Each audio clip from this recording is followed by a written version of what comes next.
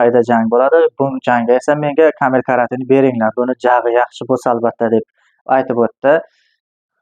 Aziz obunachilar, aziz kanalimizdagi barcha obunachilarda sizlar fikrlaring qanaqa mana shu jangga? Kamil Karati bilan Saturnda jang qilishligi.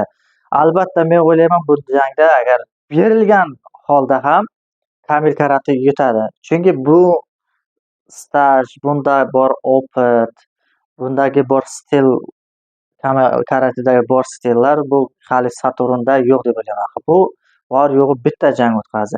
Kamil Karatilar nechta jang o'tkazdi va Oktagon ligada qancha vaqtdan beri Assalomu do'stlar. Murodov Legionni haydaldingizmi? Zal muammosi nima bo'lyapti deb ko'pchilik savol beryapti. Javob beraman. Hammasi yaxshi do'stlar. Xavotir olmaymiz. Men o'zim Murodov Assalomu alaykum barcha aziz tomoshabinlar. Siz Ordinary kanaldasiz. Kanalimga xush kelibsizlar deb bilaman.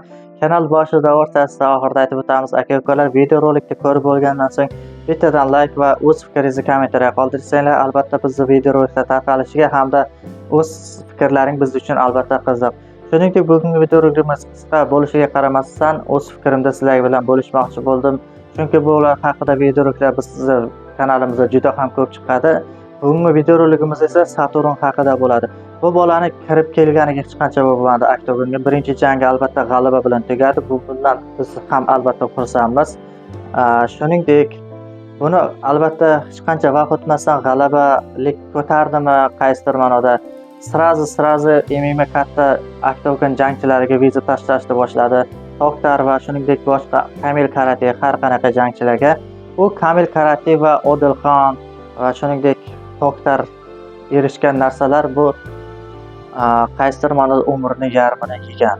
Ya'ni sizlarga oddiy qilib aytadigan bo'lsa 10 yil, 15 yil davomida shu narsaga yetib kelgan. Bu kechagina kelib bunday katta o'rmindagi jangchilarga viza tashlagani menimcha noto'g'ri deb o'ylayman. Va bunga albatta ringda hal bo'ladi. Kimni g'alaba bo'lishligi, kimni g'olib bo'lishligi, kim mag'lubiyatga uchrashligi. Lekin albatta o'zini mehnatini, o'zini vaqtini qadriga yetmagan odam o'zini hurmatini ham, izzatini ham bilmaydi deb o'ylayman. Albatta o'zlaring ham kommentariyaga o'z fikrlaringizni yozishlarga umid Shuningdek, hech qancha bo'lmadi press konferensiyada 11-mayda jang bo'ladi. Bu jangda esa menga Kamil Karatini beringlar. Buni jag'i yaxshi bo'lsa albatta deb aytib o'tdi. Aziz obunachilar, aziz kanalimizdagi barcha obunachilarda sizlar fikrlaring qanaqa mana shu jangga? Kamil Karati bilan Saturnda jang qilishligi.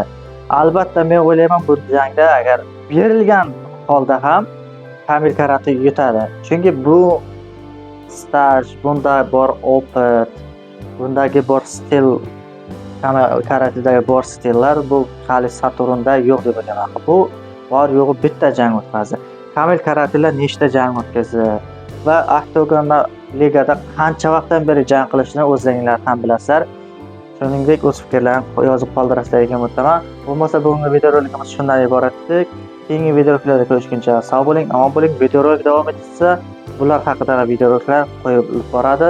Shuningdek, qaysidir ma'noda g'ubor yoki xiralik bo'lsa, Telegram kanalimizga albatta obuna bo'lishingizni so'rab qolamiz. U yerda qaysi video roliklar qo'yilib boradi. Bo'lmasa keyingi video roliklarda ko'rishguncha sog' bo'ling, omon bo'ling.